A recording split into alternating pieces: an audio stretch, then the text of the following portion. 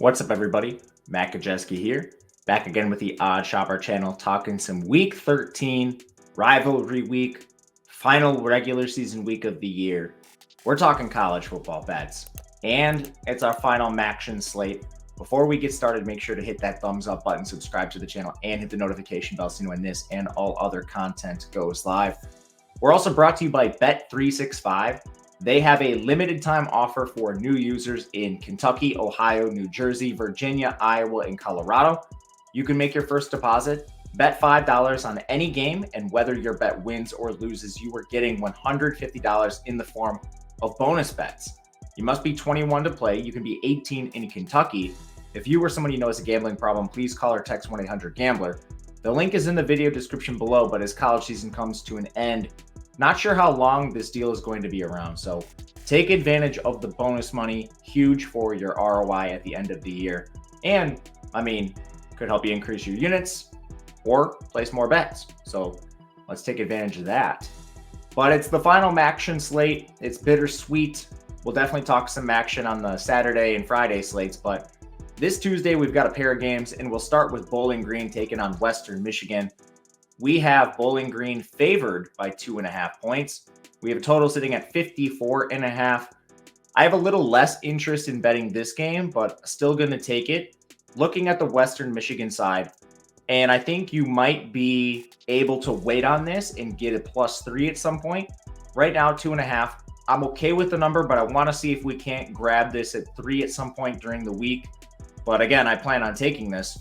At the end of the day, Bowling Green is a team I think a little bit overrated. They've already made it to bowl eligibility, and they've done so by beating up on, I think, the 5 worst teams in the MAC. They beat Eastern Michigan, they beat Buffalo, Akron with their backup quarterback, Ball State by 3, and Kent State. Anytime they've really stepped up in competition, they've gotten clobbered outside of the Toledo game we most recently saw. And I think that game should have had a wider margin of victory in favor of Toledo. A lot of noise in that game, but Bowling Green was soundly outgained. You look at yards per play, Bowling Green was at 5. Toledo was at 7.3. So pretty noisy game for this to come down to just 1 point. But this team also got blown out by Miami, Ohio. They got blown out by Ohio. And then they played Liberty and Michigan. The only game I think which is kind of impressive was the Georgia Tech game. And that game also had a ton of noise. They were outgained almost by over 2 yards per play against Georgia Tech, and the Yellow Jackets had 3 turnovers, which end up being really fluky and caused Bowling Green to get the win here. To dive into this team, they have a terrible offense and a really good defense, which is how they win games. They're 39th in total defense, 106th in offense. They kind of have just like 2 elite players, maybe 3 if you include Terry and Stewart, but I don't think he's going to play. So basically, their offense runs through Teron Keith, who's a dynamic playmaker, technically a running back, but the guy has electric receiving ability, will line up all over the field. And then they seem to have found something in their tight end receiver hybrid in Harold Fannin. But I still don't trust the quarterbacks delivering the ball to these players. It's some combination of Connor Bazelak and Camden Orth. They've been splitting snaps at QB. Both are below a 60% completion. The combined big-time throws and turnover-worthy plays are 10 big-time throws, 17 turnover-worthy plays. Both of them have been pretty bad passing. Orth does run a little bit, which I guess gives them some viability here, but Bazelak doesn't run at all. The O-line is the biggest weakness on the offense by far. 34% pressure rate, and they're not good pass blocking. They're not good run blocking. So this team will be under pressure routinely. They played a weird game against Toledo. They were sort of somewhat decent in the first half, and then these quarterbacks were under pressure almost every time they dropped back in the second half. Now looking at Western, their defense, they're almost like the opposite team as Bowling Green. They have an awesome offense and a terrible defense. So 102nd in pass rush is Western Michigan. I'm not sure they're going to get home. It's kind of like, can this terrible Western Michigan pass rush get home on this terrible Bowling Green offensive line? It's hard to evaluate those things, but this team on defense is a little bit better against the pass, where they're 78th about average. They're bad at defending the run, and their D-line is their weakness. But I do think this team is built to score. Hayden Wolf under center has been fine. Even last week, his game against Northern Illinois wasn't that bad. The team had 2 drops. 57% completion. He was over that.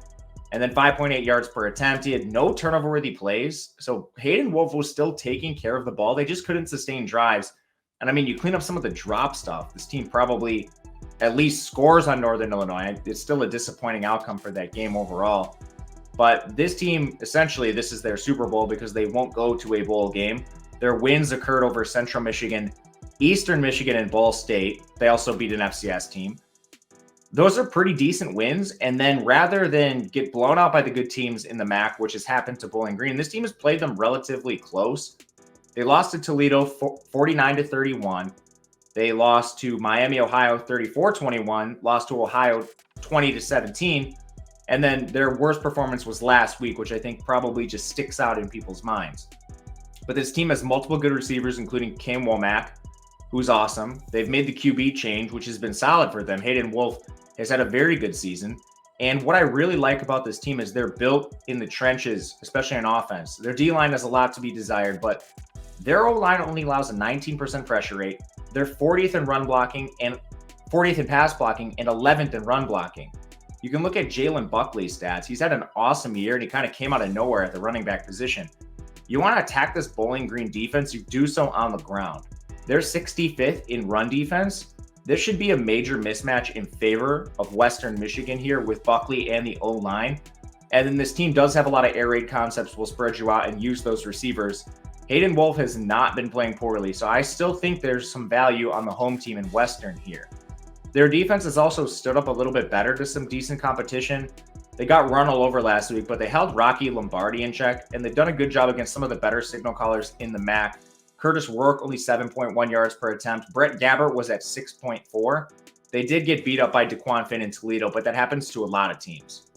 Ultimately, like taking underdogs in the MAC to begin with, now you get one at home, and a team I think is maybe just the better straight-up team in this matchup here. Again, Bowling Green having beat up on a ton of other really bad teams in this conference. So we'll take the points. I'll look for a 3, but we'll end up playing 2.5 if I have to. Also, I think the under is interesting. Would be like a third and secondary bet here. But again, it's like strength on strength, weakness on weakness. Bowling Green typically can't score. They do face a weak defense on the other side, but do we really trust the QBs? Bowling Green also plays really slow, 122nd in pace. And then Western, they do face a tough on the other side. The over's taken some money. I would love to get a 55. Very key number there. But right now we're holding off. If this gets to 55, I will play an under. But let's get to our second game. And my favorite bet on the board for this Tuesday action slate. We have Eastern Michigan taken on Buffalo. The total is only 37.5 points, and this is screaming under already. I'm already seeing this get to like 36 in some spots. So if you want to take an under, the time is now. But my preferred play is taking the points with Eastern Michigan over Buffalo. And you can find this at 6.5 points, nearly a touchdown in a game with a really low total. To break it down, Eastern Michigan is 5-6. They do reach bowl eligibility with a win here, and Buffalo is playing in a lost season. Buffalo also has a ton of injuries on defense. So when you look at this team, they're 129th in offense. They flat out can't score. They're now playing quarterback by committee between Agbana and Cole Snyder. Neither have been particularly good. Snyder's the better passer, but he doesn't have much rushing, 90 yards. Agbana is a terrible passer. 37% completion for 2.5 yards per attempt, but he's mobile. So it's kind of like when each of these individual signal callers enters the game, you know exactly what they're doing. Their O-line is awful. They have a 25% pressure rate. They're 105th in pass blocking, 129th in run blocking. Again, their strength is their defense, where they're 67. But they have a ton of injuries. Their best defender, Sean Dolak, hasn't played in multiple games. Caleb Offord at corner has been out for a while. You haven't had Jalen McNair really since the Wisco game at corner. Demetrius Harris at safety missed their last game. They did return Clevester Hines at corner last game, but he only made it through 23 snaps. He had missed the previous game, so I still don't think he's fully healthy. On offense, Jake Orlando, their tight end's been missing time, and they've had a ton of O-line injuries. Some have come back, but it's kind of been O-line by committee here. I mean, they've used 3 different centers. The interior is awful for this O-line. So I still don't think it's getting any better. Injuries definitely don't help it. And then Buffalo, I mean, this is another team that's really just beaten up on the weakest teams in the MAC. They do have a weird win over Central Michigan, but they beat Akron in overtime. That was a game where DJ Irons got hurt, and then they beat Kent State. This team has lost to Miami, Ohio, Toledo, Bowling Green, In non-con, they lost to Louisiana, Liberty, Fordham, Wisconsin. Of course, that'll happen. But not a strong Buffalo team overall. So very surprised to see them nearly as a touchdown favorite. To get to Eastern, this team also has a good defense. They're 35th overall, and they're pretty balanced.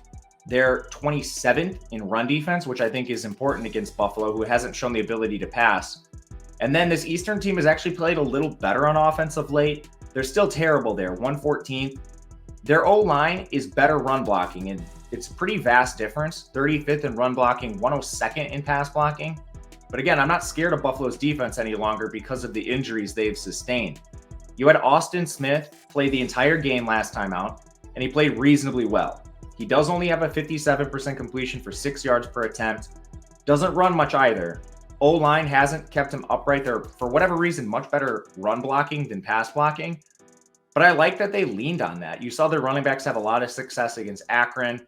As long as Smith takes care of the ball, which he did last time out, they should be able to move the ball in a really injured Buffalo defense. And I think they'll get a lot of stops themselves, just having the defense be the strength of their team. They're also entirely healthy on defense, which is very rare this time of year, especially for a MAC team. Their only real injuries are on offense, and one of them, Javon Swinton, he hasn't played in a long time anyway. Broderick Jordan at center has been missing time. But they've used a lot of different O-line combos. I'm not sure his absence makes a huge difference. As far as power ratings go, I have Eastern Michigan ahead of Buffalo, both in offense and defense. Just straight up offensive efficiency, Eastern Michigan 114th, Buffalo 129th. Then on defense, Eastern Michigan 35th, Buffalo 67th. Then you factor in the injuries. That's a lot of points to be giving Eastern Michigan. They're away, but should be up for this game given they will reach bowl eligibility. Assuming they win, we'll take the points here. Let me know in the comments what you think of this game. Would love to hear it. If you have any questions, reach out to me on Twitter at Matt_Gajewski. We'll be back breaking down all the games this week. So until next time, good luck, everyone. We'll see you later.